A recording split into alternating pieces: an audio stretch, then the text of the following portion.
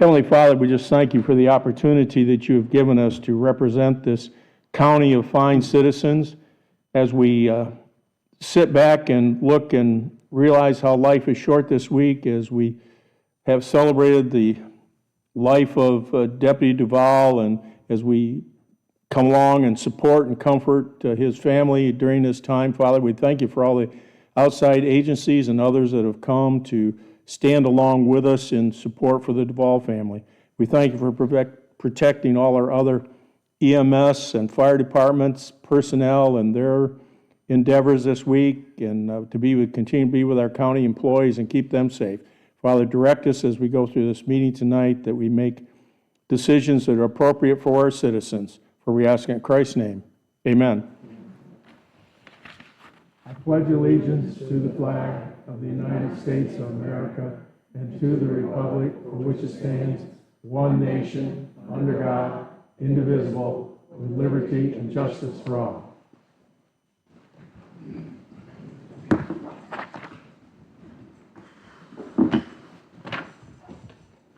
All right, first we have the setting of the agenda. Is there any changes or additions to the agenda? If not, I'll accept a motion to approve the agenda as submitted. So moved. Reverend Jones has moved to approve the agenda as submitted. Is there a second? Second.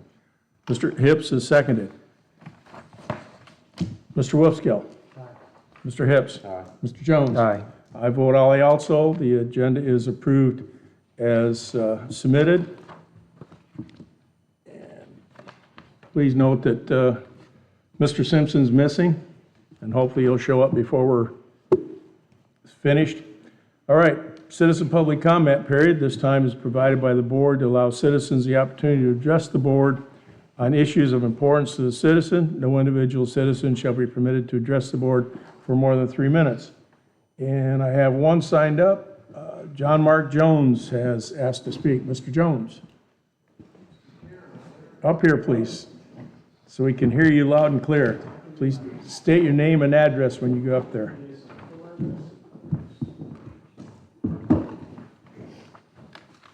My name is John Mark Jones. I live on Burnham Hill Road. So just wanted to speak today about the data centers. I know that's something that will be discussed tonight, and the water issues and such like that. So my wife and I moved here not quite, or a little over 2 years ago from the Northern Virginia area, moved here with our kids. They're Liberty students. So we have seen the impact that data centers have had on communities, and I know this is something that's under consideration here in the county. We've been trying to educate ourselves on it. We went to the EDA meeting in the spring. I did to attend, heard a lot of information, heard a lot of butterflies and rainbows and such like that. And having experienced data centers in the Northern Virginia area, I know that it's not all rainbows and butterflies and such like that, that it does have a negative impact. And I know you're considering tonight, particularly I believe the water issue.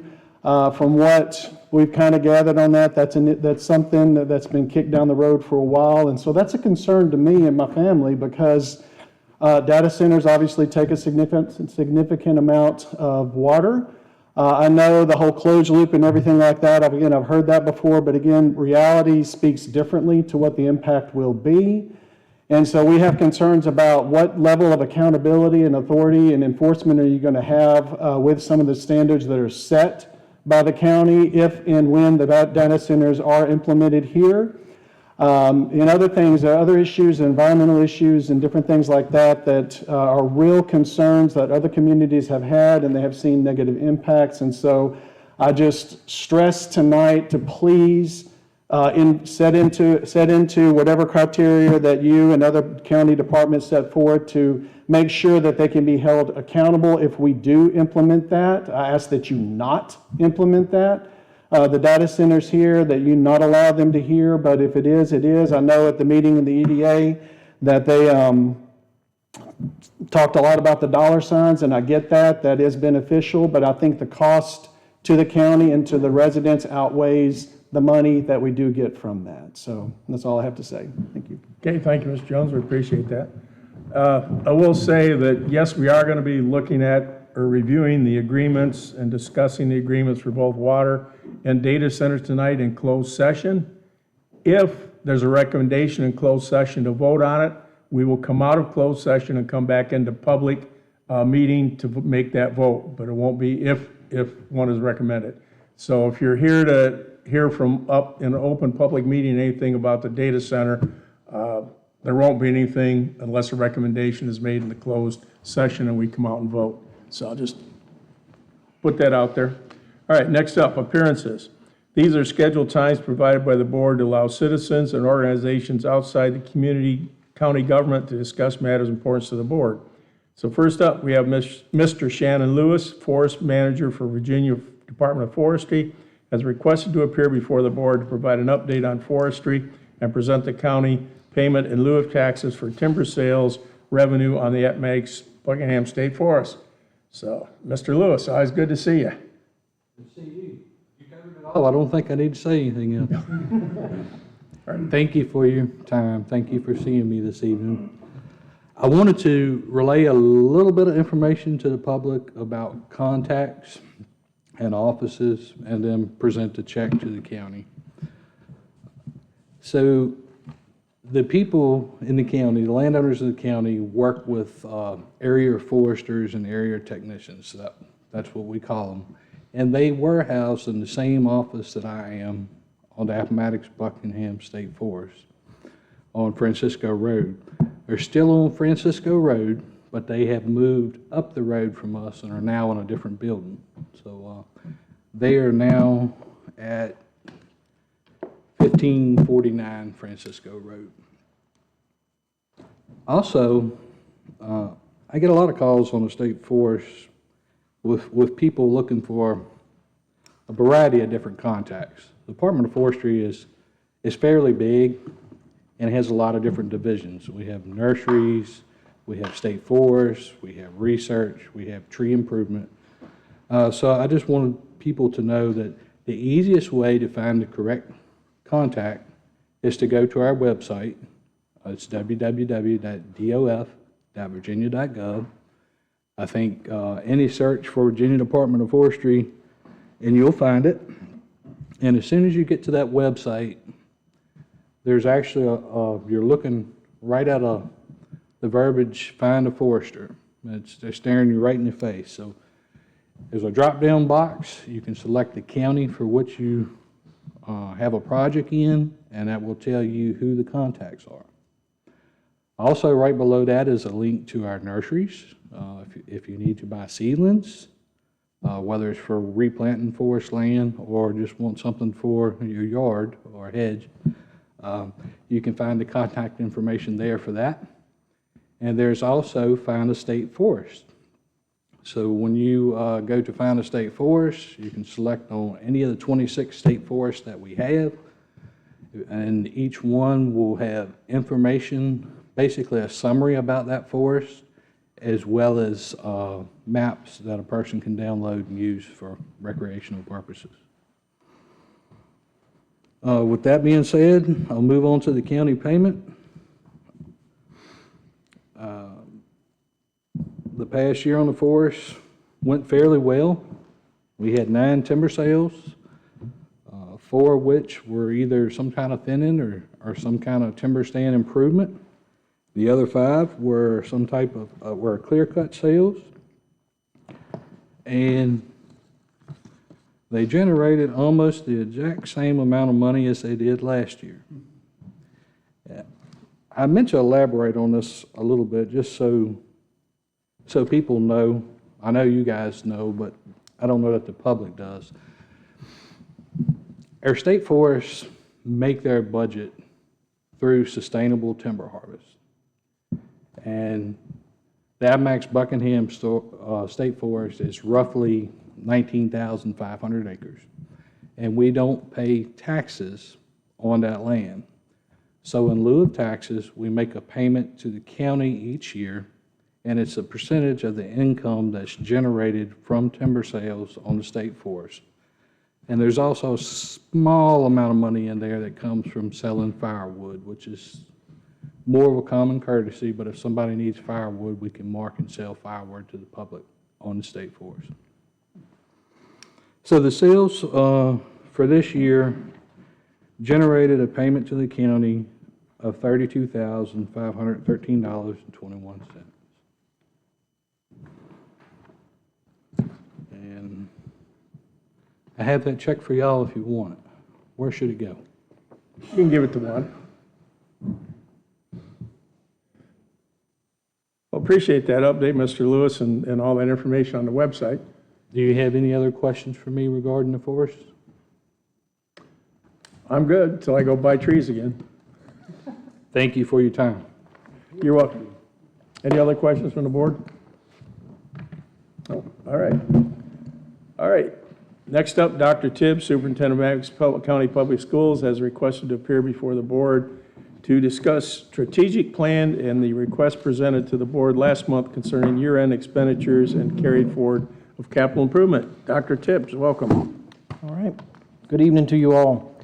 Just a couple of items to share with you this evening. The first is, as you can see up on the screen, Appomattox County Public Schools worked really hard last year to develop our strategic plan.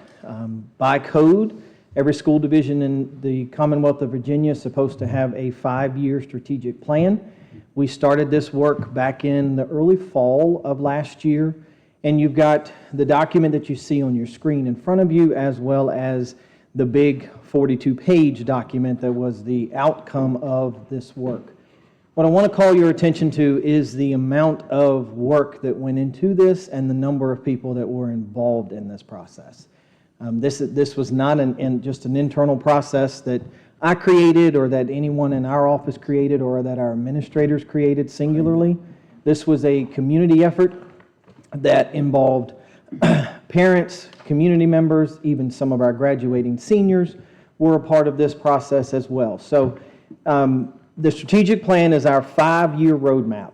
And as you can see by this one-page flyer, there are 5 focus areas within this strategic plan. 1 being instruction, academics, and meeting diverse needs. 2 being the physical, mental, and emotional health and well-being. 3, recruiting, retaining, and developing high-quality staff, which I'm almost certain there's not a business in this world that doesn't want to have that. Number 4, technology, and then number 5, community engagement and partnerships. And so we worked together with our group to develop some core principles that guide us in what we do. And one of them is absolutely why we do what we do, and that's putting students first. Every student comes to us with a specific need, and trying to meet those needs of every student, while difficult, is one of the main things that we want to try to do. Working with integrity and accountability, doing what's right, and owning our results. We know the work is hard that we do, and we have to share that information. We have to share the difficulties. We have to be very transparent in that information. Open communication. Along with this, we developed a communication plan for our entire division as well last year. And so that communication plan, it kind of outlines exactly who to contact if you need something. We are still a relatively small school division. However, when folks have questions, parents have questions, students have questions, staff have questions, the immediacy of being able to reach somebody that can answer those questions is very important. And so we developed a communication plan to go along with that. Respect and dignity, and then just being stronger together. Engaging our partners, engaging with you as our governing body, engaging with county administrator and our county staff, as well as engaging with our holistic community partners and recognizing what we have and the value that they bring into our schools and into our community all the time. And so this plan was developed with input from staff, from input from students, from parents, and our community partners. And so this is going to be our guiding map, as I said, for the next 5 years. And so you will hear more about this as we go along. You will hear about it extensively during our budget talks and during our budget conversations, because everything that we do needs to tie back to this strategic plan. And so this evening, I just wanted to share that work with you and give you an opportunity to see what it is that you are helping us to achieve over these next 5 years with this strategic plan. Any questions on that right off? If you review the documents and you have any questions, by all means, please reach out. The next item that I had is to share with you a continuation of our conversation last month You may recall that last month I didn't come to you and present 2 items. There were 2 items on your agenda, and one of those was an increase in funding due to the state-approved budget, the governor's approved budget, and the General Assembly approved budget, which conversely flipped into a conversation about carryover funds. I wanted to come to you this evening and share with you that after that conversation that we had that evening, I went back and discussed with my board, with the school board, and discussed an adjustment to that original request. Originally, we were requesting a carryover amount from FY25 of $594,944. We sincerely appreciate the partnership that has been garnered here over the past couple of years with each of you and with you as a whole body, as well as with Ms. Adams. And so recognizing that partnership and being grateful for everything and grateful for the funding that we do receive, we are committed and have publicly voted to decrease that amount that we're asking for in carryover money by the $252,803 that you originally approved to go into this fiscal year's budget. So I wanted to come and publicly thank you for that, and I wanted to come and publicly say how much we do appreciate that, and we appreciate the partnership, and we want to continue with that. This is not an item in your consent agenda for tonight, but it will be an item in your consent agenda next month for approval. And that's all I have. Thank you, Ms. Tipp. Appreciate your efforts and the board's on that. I do have one question, though. Absolutely. I wasn't able to attend the initial meeting with the workforce development coach. How did that go? That actually happens next Monday. Oh, next Monday. Next Okay. Monday, yes, sir.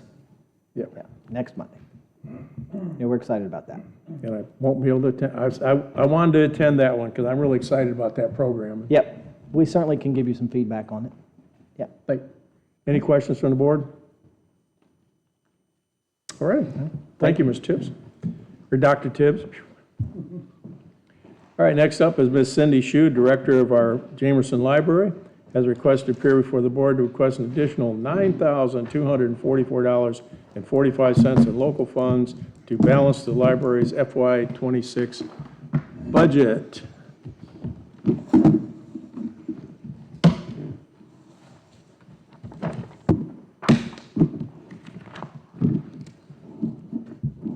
Good evening. In the binder that you have, there's this report. It's the first thing in there. First, I want to thank you, Chairman, and thank the whole board for your time this evening. What I'd like to do is walk you through is a success story, and I think the pages in front of you will make the case better than I can with words alone. Also included in your packet tonight are a few background reference documents, the Code of Virginia requirements for public libraries, an overview of how LSTA funding works, and information on state aid to public libraries. I won't walk you through those this evening, but they're there for your reference as you consider tonight's request. Over the past 4 years, the J. Robert Jamerson Memorial Library has grown into something genuinely extraordinary. Program attendance is up 605%. New borrowers are up 341%, and outreach events have nearly quadrupled. All driven by staff, much of it part-time, that showed up and exceeded every expectation we could have set.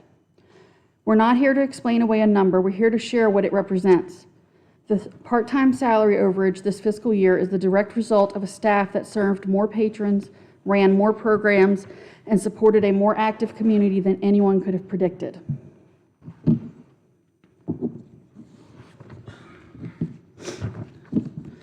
Before I go further, every comparison starts on this first page. It starts from 2022, a year still shaped by the pandemic. So when you hear growth numbers of 600% or more, understand that this isn't just a rebound. It's real, sustained, community-driven growth that our staff has met program by program for years running. The 4 numbers at the bottom of the first page are the whole story in miniature. Program attendance of up 605%, new borrowers up 341%, programs offered up 247%, and outreach events up 275%. Keep this snapshot in mind as we move through the rest of the report. On page 2, the table that's at the top of it lays out every metric we track, where we started in 2022, where we are today, and the growth in between. Checkouts and new items grew more modestly, 54% and 90%, while online registrations alone grew more than 5,000%. Every one of these numbers represents staff labor, someone answering the phone, processing a hold, or standing in a room full of kids. Part-time employees aren't supplemental to what we do. They're central to it. Every program, every patron at the front desk, every outreach event runs on hours worked by our part-time team. In 2022, we offered 72 programs serving 967 people. By 2026, we're running 250 programs serving 6,817 attendees, more than 3 times the programming, 7 times the participants. New borrower registrations have more than quadrupled. Checkouts have stayed 45 to 54% above the 2022 baseline for 4 years running. Each of these increases translates directly into staff hours. More planning, more setup, more time at the desk. A small, dedicated part-time team stretched to meet demand that didn't exist when this year's budget was written. Tonight's overage is a natural result of that effort. If you turn to page 2, the section 2, programming is our most staff-intensive service, and it's where growth has been most dramatic. From 72 programs and 967 attendees in 2022 to 250 programs and 6,817 attendees in 2026, a 247% increase in programs and a 605% increase in attendance. Children's programming has led the way. Youth attendance climbed from 585 to 4,592, a 685% increase. Adult programming grew from 382 to 2,225. This is a fundamentally different scale of operation than anything our current staffing budget was designed to support. Outreach events, where our staff bring library services directly to the community, grew from 4 in 2022 to 15 in 2026, each representing staff time outside of our normal hours.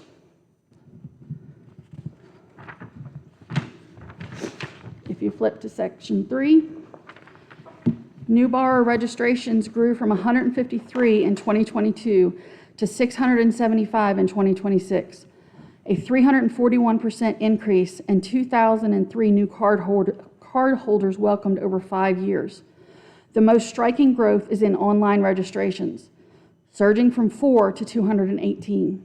Serving those digital patrons takes real staff time, account management, digital support, work that simply didn't exist previously. Every one of these card holders is a household in this county now connected to our books and programs.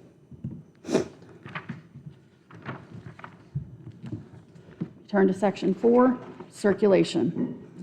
Total checkouts jumped from 16,871 in 2022 to 24,537 in 2023, a 45% increase in a single year, and that elevated activity has held ever since. In 2026, we're at 26,045 checkouts, still 54% above our 2022 baseline. Children's checkouts have grown every year, from 2,956 to 5,340, an 81% increase. Maintaining more than 26,000 checkouts a year takes daily, consistent effort, shelving, processing holds, and helping patrons find what they need. Section 5 is collection growth. Between 2022 and 2026, we added 9,161 new items to our collection, roughly 1,832 a year. Every item has to be received, processed, cataloged, and shelved. 2026 was our highest year yet, with 2,451 new items added, requiring proportional staff time from both full-time and part-time employees. It happens quietly, behind the scenes, but it's just as essential as anything in our program calendar. Section 6 is our request and conclusion. This brings us to tonight's request. This part-time salary line exceeded this fiscal year's budget by approximately $9,245.45. The result of a staff, each that rose to meet extraordinary community demand, running more programs, registering more borrowers, and engaging more deeply with this community than the original budget could have anticipated. We are respectfully requesting that the board approve a budget amendment in the amount of $9,244.45 to cover the shortfall in our budget for the part-time employees who made this year's service record possible. Between 2022 and 2026, starting from a baseline shaped by a global pandemic, this library has grown into something genuinely extraordinary. Program attendance is up 605%, new borrowers up 340%, and checkouts have been held 45 to 54% above our starting point year after year. This is not simply a return to normal. It's something better, built day in and day out on the work of our part-time staff. You have the opportunity tonight to affirm this work that was worth doing and to make it right for the people who earned it. Thank you for your time, your consideration, and your continued partnership in this service to the community. Ms. Shaw, I would certainly say this is a well-put-together presentation and binder. Is there any questions from the board? Mr. Wilsco? Yes, it is a good binder, and it's a good explanation. And there was a while ago when you came to us for more money for the part-time help, and we approved that.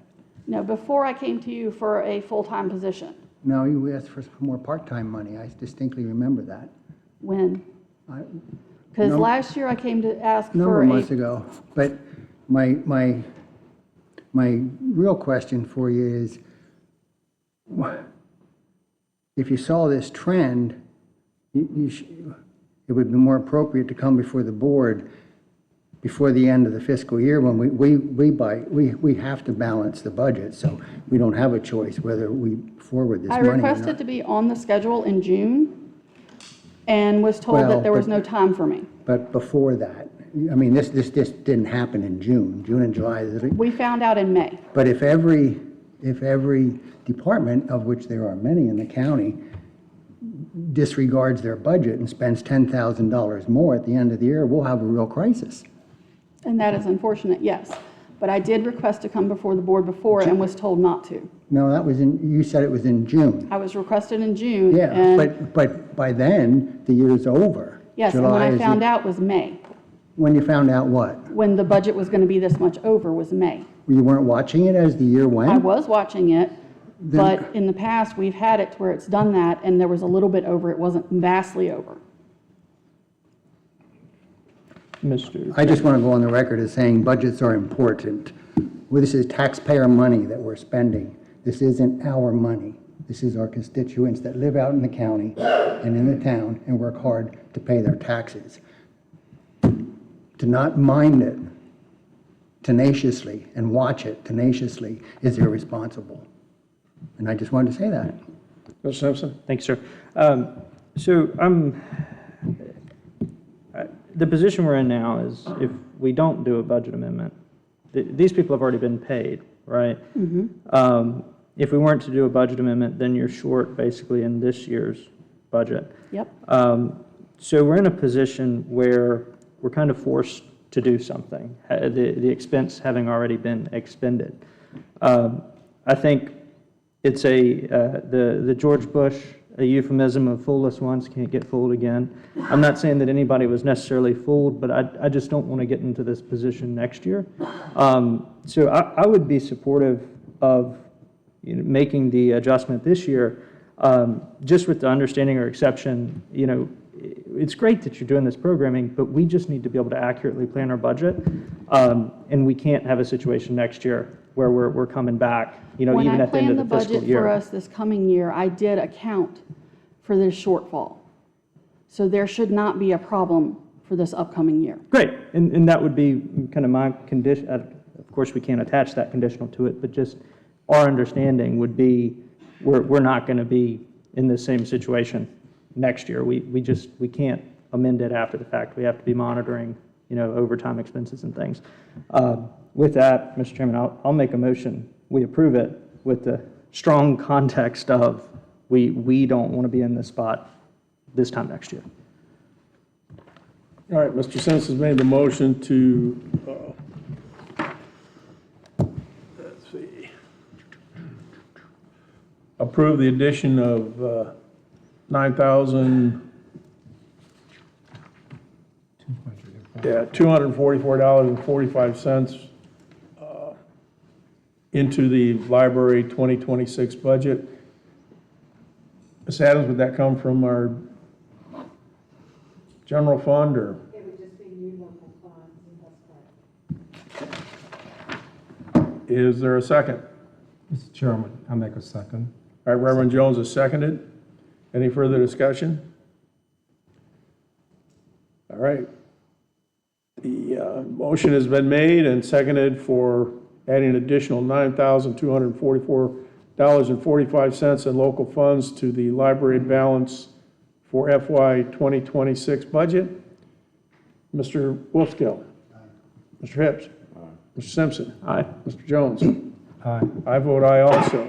And I want to add on to what Mr. Simpson said. You did an excellent budget presentation in May or March to us, and I just hope that you adhere to that and keep watch.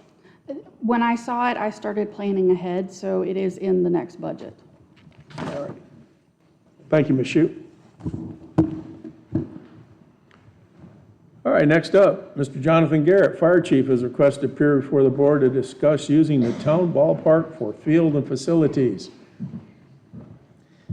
Good evening, Mr. Chairman, members of the board. We've got my chairman of the Building and Grounds Committee here with me as well, Corey Osborne. But before I talk about our request tonight, I want to take a moment to talk about some statistics for the department over the last 7 months. Year to date, our department has responded to 321 calls for service. Every one of those calls represents someone in our community who needed help, and our members responded to answer that call. But as you know, our job isn't just responding when the tones go off. We're also working to prevent emergencies, doing community risk reduction, trying to make our community safer before the fire call even occurs. Through our partnership with the Red Cross and smoke alarm installation program, we have installed 28 smoke alarms in 13 homes, making those homes safer for the people living in them. That includes a hard of hearing bed shaker alarm, allowing us to provide a specialized life safety solution for a resident who is not able to hear a traditional smoke alarm. Those numbers may seem small, but behind every number is a person, a family, and a home in our community that is safer at no cost to them. And that is really the reason why I bring this up today. The fire department is looking for ways to continue expanding what we can do for the Appomattox County without continually asking the taxpayers for more. Our proposal tonight is to have a conversation about the baseball field at 206 Park Lane. We would like to begin a conversation with you all about the possibility of the Appomattox Volunteer Fire Department taking responsibility for the use and operation of that property. Our immediate goal is to put the existing baseball field to productive use by hosting organized baseball and softball tournaments as a fundraising opportunity for the fire department. These events could generate revenue for the fire department while bringing teams, families, and visitors to the Appomattox County and potentially creating additional economic activity for our local businesses. The baseball field is just really the beginning. We've got a long-term vision to eventually develop a multi-purpose facility on that property if we can secure grant funds or donations or other outside funding to make that possible. That facility could provide a space for first responder training, conferences and seminars, community meetings, or private rentals. It could also serve the county during an emergency as a shelter if we agree to it. We understand that future development would be dependent on funding. What we're asking for today is an opportunity to sit down with the county and negotiate an agreement that allows us to begin using that property for future use. We're open to discussing the terms of this agreement with whoever you all see fit. We just want an agreement that protects the county's interest while giving the fire department enough stability to invest our time, resources, and fundraising efforts to make that property successful. Ultimately, our goal isn't just simply to obtain a baseball field. Our goal is to take an existing county asset, put it to productive use, generate revenue for our department, and build a capacity to serve the people of Appomattox County, both during everyday emergencies and when our community faces something much larger. We believe this can be a partnership that benefits both the county, the fire department, and the citizens we both serve. And I'll entertain any questions you all might have. Any questions from the board? Mr. Chairman, Mr. Wilsko? I don't really have a question. I just have a thank you. Thank you, sir. Well, Chief Garrett, I think it's a great idea, and Mr. Osborne has some great ideas. I had talked at quite length with Corey the other day, and I'd say you could work with me, and we'd work together, and then we'll put a proposal together and present it. And yes, sounds like a great idea to me. I think it'll be a win-win for both the citizens, the fire department, and the county. And I'll probably add Jeff, our maintenance guy, to that too. No, Jeff, you don't want to be part of that? One thing I don't think I did mention in my speech is that there are some community groups that are currently using that. The schools, potentially for practices, the youth groups, they would maintain their level of use, that they already existingly have. Right. I understand that from my talks with Corey, so. We do have a request, it might take a while before we get this working in the works. We do have a tournament we'd like to put on in October with the fire departments, probably the sheriff's office and rescue squads. If you can give her permission to go ahead and start that process of cleaning the field up and getting it ready to be able to be used, if we can't agree on anything right away. Ms. Adams, we need to get special permission from them to do that? Start prepping for, Only authorization from the board to use the property. Could we, just so it's in the minutes, can we do a vote? Yeah, Just we're, right now. Mr. Chairman, I make that motion. all right, the motion has been made by Mr. Wolfskill to allow the fire department to spruce up the field, and what else would you want in that? That's all we Just the do. use of it. for the- Prep the field for use by individuals for tournaments and whatnot. How's that? Yep. Is there a second? I'll second that. And Mr. Simpson has seconded. Any further discussion? All right, Mr. Simpson. Aye. Reverend Jones. Aye. Mr. Hips. Mr. Wolfskill. I vote aye also. Looking forward to some good times out there. Thank you very much. I have one more thing. I'm on the president of the Historical Appomattox County Railroad Festival, and we were asking tonight to see if we can use your parking lot at Railroad Day, the courthouse square, and the school board parking lot, and see if you can get permission tonight to let us use that during Railroad Festival. I'll make a motion to All right, I've never approve the request. heard you ask, or usually it was Ms. Adams that just gave permission to that, wasn't it? Well, Well, since I'm the president now, I think she said I had to take care of that. Okay, all right. So I'm learning. Mr. Simpson made the motion to allow Railroad Festival permission to use our parking lots. Is there a second? Mr. Wolfskill seconded. Discussion? All right, on the motion to allow the Railroad Festival to use the county-owned parking lots, Mr. Simpson. Aye. Reverend Jones. Aye. Mr. Hips. Mr. Wolfskill. I vote aye also. You may use the parking lots. How about the courthouse square grass area also? That was the intent of my motion, was to include that. That's all included? Okay. Yes. Sounds good. Since you said it out loud, that's, Well, I want to hear. Thank you very much. you're welcome. All right, next up is a resolution honoring Karen Baker on her retirement from Appomattox County Public Safety 911. And attached for the board's consideration is a resolution honoring Karen Baker on her retirement for 20 years of service to the citizens of Appomattox County. Is there a motion approving this resolution? And I'll second it. Mr. Wolfskill made the motion, Mr. Simpson seconded. Any further discussion? Mr. Wolfskill. Mr. Hips. Mr. Simpson. Aye. Reverend Jones. Aye. I vote aye also. Ms. Baker, are you here? All right. Well, I'm happy to read this. Resolution honoring Karen Baker on retirement from our Appomattox County Public Safety. Whereas Karen Baker began her career as a 911 dispatcher on December 18, 2006, and is a proud member of the original group of dispatchers hired by Appomattox County.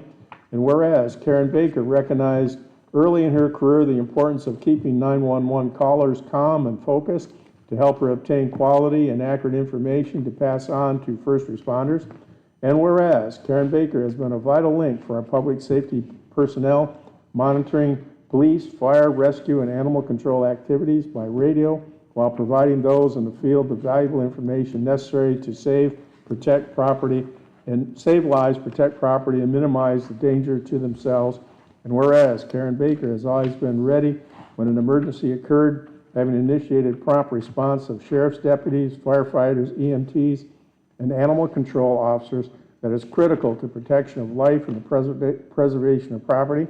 And whereas Karen Baker has contributed substantially to the apprehension of criminals, the suppression of fires, treatment of patients, and furtherance of animal control program here in Appomattox County. And whereas Karen Baker has exhibited compassion, understanding, and professionalism during the performance of her job while managing over 85,000 inbound and outbound calls during her career. And whereas Karen Baker has through the years has been a dependable employee, a helpful friend, and a loyal supporter of Appomattox County. And whereas Karen Baker has announced her retirement effective September 1st, 2026, after having served the citizen of Appomattox County as a 911 dispatcher for 20 years. Now therefore be resolved that the Appomattox County Board of Supervisors does hereby express its gratitude and appreciation to Karen Baker for her years of service, professionalism, diligence, and personal sacrifice. Be it further resolved that the Appomattox County Board of Supervisors extends to Karen Baker safe travels and best wishes for a happy and rewarding retirement, adopted by the Board of Supervisors of Appomattox County the 17th day of August 2026, and signed by Chairman John Hinkle for the Appomattox County Board of Supervisors. And I'm going to come down there and present it to you. And the board wants to come out.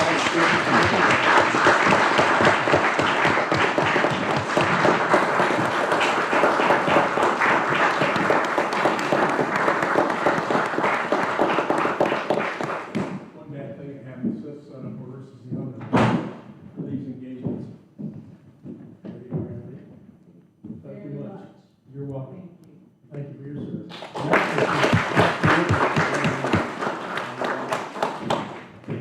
I'd like to thank the board and the county administrator for this honor. And just very briefly, I'd like to thank all the first responders for all your support over the years. And we just work together so well. It's just amazing.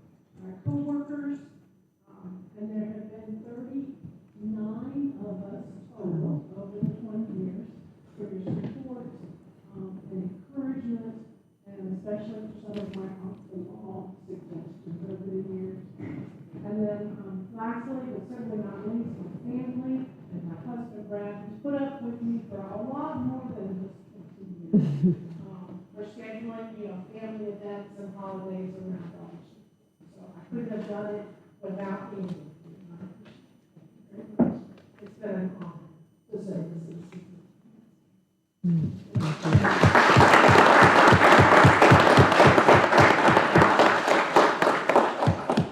And a special thank you to Mr. Baker for standing beside her for all this. All right, next up, Library Director salary request. At the July meeting, the salary increase request for Library Director was tabled to the August meeting. Staff recommends consider Ms. Ford's request to adjust the Library Director salary to $56,600 effective July 1, 2026. As approved, total appropriation request is $3,953 for the FY library budget. New local funds are required. Ms. Adams, I thought we had it budgeted in. No, it was not requested at the time that the budget was prepared, and we received the letter after the budget was already authorized. All righty. Okay. In order to do this, we need a motion to approve the increase in the library director's salary with an increase to local funds of $3,953 for FY27 budget.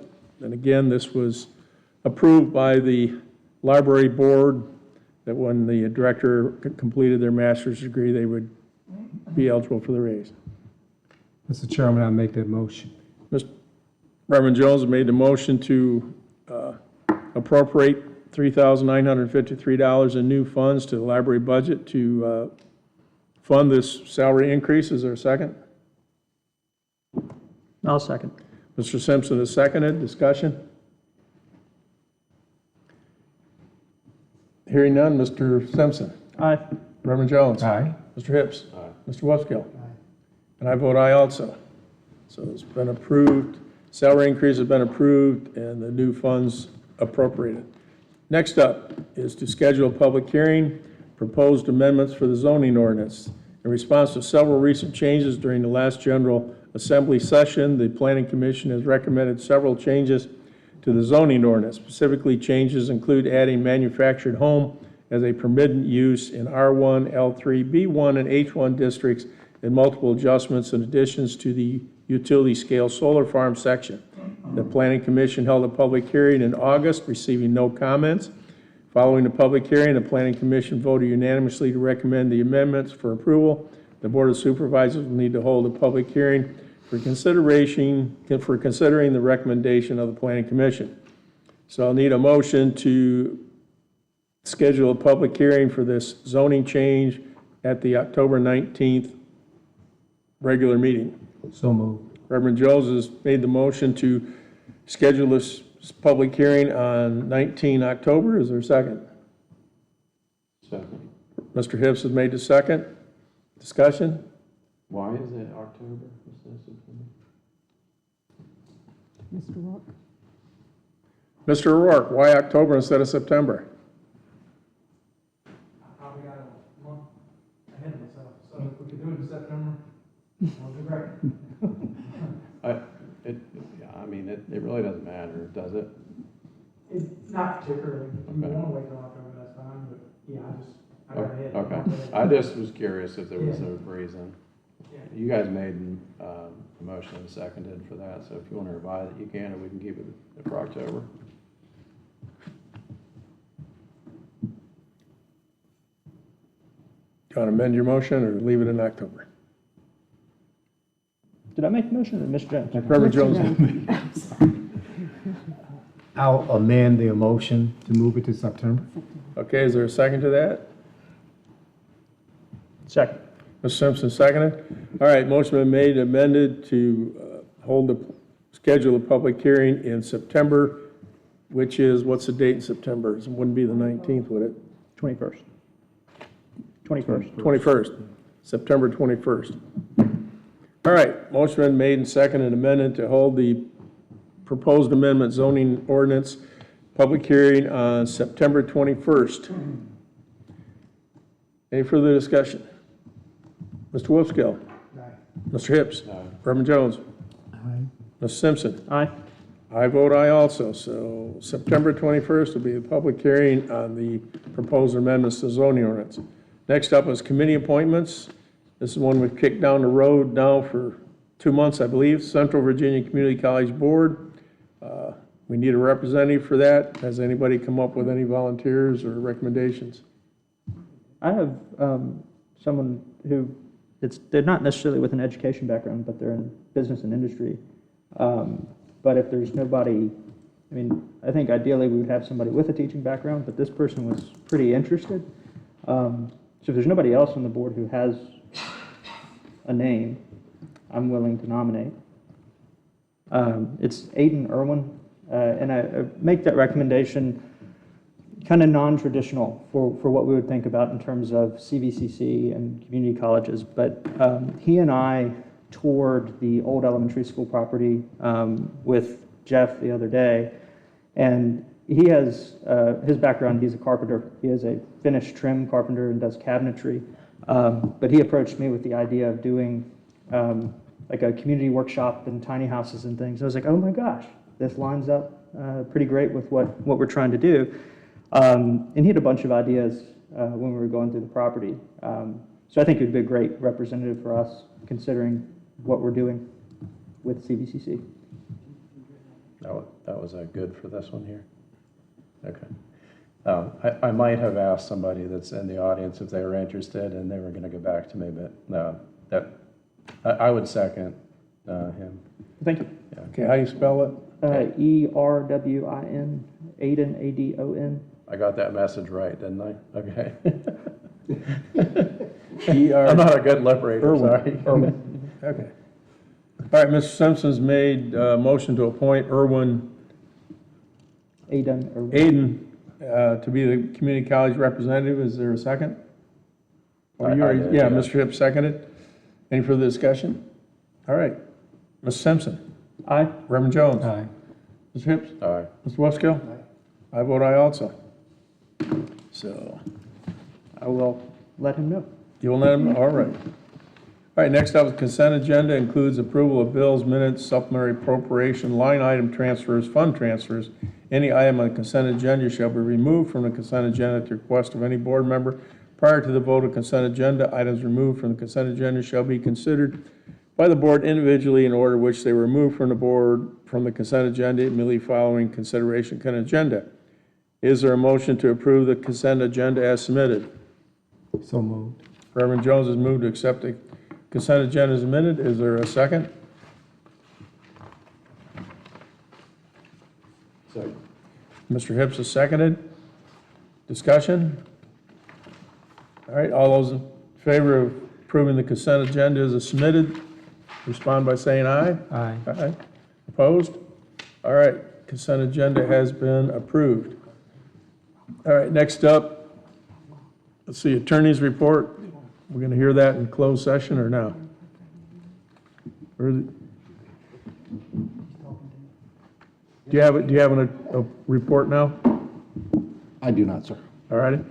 Ms. Adams, administration report. I'm conferring with the attorney, just one second. Okay. Yeah, there's new funds in here. Just mine or yours? Mr. Chairman. Mr. Ms. Adams pointed out that as part of the consent agenda, there was appropriations of new funds. So I would recommend that there be a roll call vote on that, for the record.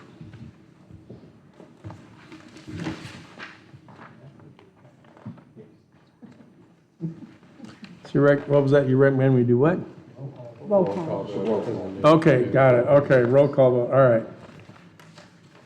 All right, motion been made and seconded to approve the consent agenda as submitted. Since there is a new appropriation in there, we need to do it by roll call vote. So, Mr. Simpson? Aye. Reverend Jones? Aye. Mr. Hips? Aye. Mr. Wolfcall? I vote aye also. Okay, consent agenda has been approved by roll call vote. All right, now, Ms. Adams, your report. Yes, sir, Mr. Chairman. You have the county administrator's report in front of you. There are several things I'd like to point out without going over all 6 pages of the data that's included. First of all, staff appreciates the board's consideration of the 3.5% cost of living that you approved at last month's meeting. And also, we had in last month that the MOU between the school, county, and Virginia Career Works was being developed, and I just wanted to report that that has been completed, signed and completed and submitted. Also, Mr. Shepard and myself, we performed a walkthrough of this building last week. We've compiled a list of corrective actions or any corrections that have been identified with the newly renovated space. We will be sending that to Jamerson Lewis, and they have a year guarantee on this building, and their certificate of occupancy was issued in October of last year. So it's a year from that date. Mr. Rourke and I met with interested prospect for commercial development within the county. And at the June meeting, I wanted to respond to the librarian's comment. At that time, it was not an appropriate time to appear before the board because we did not know the amount that you would need to approve for appropriation because the June expenses had not been paid. June payroll had not been paid, and we also received June invoices in July. So we didn't have that figure until the end of July. Department of Social Services, I know last month at the meeting there was a complaint by a citizen. Just want to let you know that I met with the director the next day, and the issue was resolved with the citizen, and it was more relative to an online submission of an application that wasn't processed through the state system. So I'm happy to report that that was resolved right away, and they've corrected it. Also, I want to congratulate Karen. She left, but, that's huge, 20 years as a dispatcher. That's a job that individuals become burnout quickly, and kudos to her for staying with it and keeping her sanity. The job fair. Make sure you read about Ms. Davis. She coordinated that job fair with Virginia Career Works, and it was a great turnout. We had 70 representatives from 36 different businesses. It was held at CVCC, and there were over 140 job seekers that attended that. So it was a very diverse group of businesses, and I think they were successful in their hiring, I do believe. There's other data in here. If you have questions, just reach out to those department heads, and they'll be happy to address those questions. All right. Any questions for Ms. Adams? All right, next up is supervisor concerns.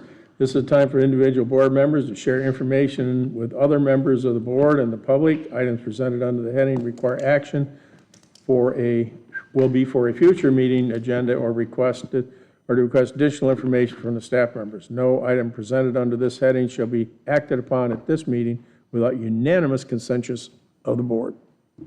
Mr. Simpson, concerns?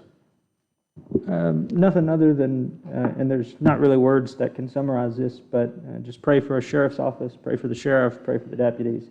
The community, we had an extremely tragic loss, and that's going to be felt the most at the sheriff's office. So just keep them in your hearts and prayers. Thank you. Reverend Jones? No, no concern. Mr. Wolfskill? No, nothing. Mr. Hips? I can't more adequately express or echo what Mr. Simpson said. That was certainly a very moving service on Saturday, and a lot to take in. And certainly, we just, as a community, we're heartbroken, but it has been very nice to see people, as always, when something like this happens here, banding together and supporting one another. Robbie, my thoughts and prayers were with you during that service. There was some incredible moments there that, I certainly didn't envy you in some of that. And well done. I know it was an honor and a heavy responsibility, but we appreciate you too and all your force. And I can only echo that, and was, proud to see that my organization I'm with, the FOP, that was stepped out and did some things and got some things going for the officer and the family, and they've always come and stood behind Appomattox and other times during the year too, and I've heard of other things that will be going on, especially when we get closer to Christmas, to support your department and show our appreciation. So other than that, with November coming up, an election, I just want to announce that if you have questions or you really don't know what's going on with these constitutional amendments that you'll be voting on this November, the American Family Foundation is holding a Appomattox Town Hall to break down the constitutional amendments and give out the details and present why it's not good for Virginia and why we should be voting against it. But that'll be held on August 27th. That's a Thursday night at 7 p.m. at the Bible Baptist Church on Bible Baptist Road. So if you want information on the amendments, that would be a good place to show up. With that being said, at this time, I move the board enter into a closed meeting for the limited purpose of consulting with legal counsel retained by the board regarding specific legal matters requiring the provision of legal advice by such counsel related to a proposed water agreement, performance agreement, and lease agreement in accordance with Section 2-23711, parentheses A and 8 of the Code of Virginia. Is there a second? Second. Mr. Reverend Jones has seconded. Mr. Wolfskill, how do you vote? Aye. Mr. Hips? Aye. Reverend Jones? Aye. Mr. Simpson? Aye. I vote aye also. All right, board will be moving into closed session. Closed meeting, public business matters lawfully exempted from open meeting requirements, and that only such public business matters as were identified in the motion by which the closed meeting was convened were heard, discussed, or considered in the closed meeting. Mr. Simpson? Yes. Reverend Jones? Yes, ma'am. Mr. Hinkle? Yes, ma'am. Mr. Hicks? Yes. And Mr. Wolfskill? Okay. Mr. Wolfskill. Mr. Wolfskill made the motion to adjourn. Is there a second? Second. All in favor, signify by saying aye.